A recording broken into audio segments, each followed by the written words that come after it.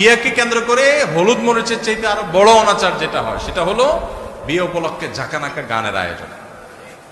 এটা এত জঘন্য অসভ্যতা, এটাকে আমি রীতিমতো অসভ্যতা বলতে চাই।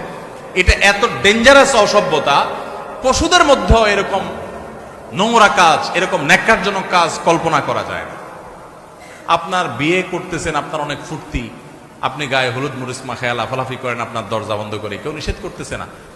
কিন্তু আপনার বিয়ে, আপনার সেই খুশিতে সারা বাড়িতে আপনি লাইট ফাইট করছেন, ওকে বুঝলাম, ছাদে ডেক সেট এনে বড় বড় আপনার বক্স এনে ভাড়া করে, ব্যান্ড পার্টি ভাড়া করে এনে হাই ভলিউমে গানের আওয়াজে পুরো এলাকার মানুষকে অতিষ্ঠ করে ফেলতেছেন।